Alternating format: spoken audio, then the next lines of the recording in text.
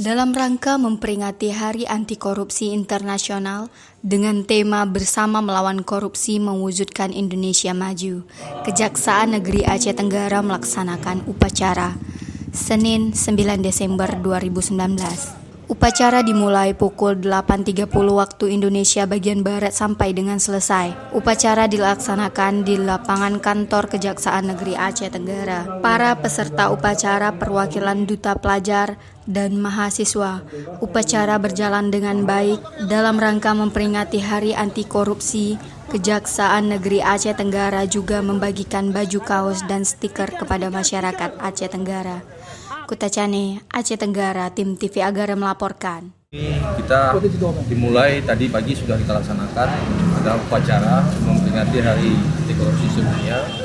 Selanjutnya setelah acara kita lanjutkan dengan bagi-bagi ke stiker dan sekalian kita untuk memberi baju kaos, sekalian untuk memberitahu ke masyarakat bahwa tema kita adalah untuk anti korupsi ini adalah memberantas korupsi menuju Indonesia maju.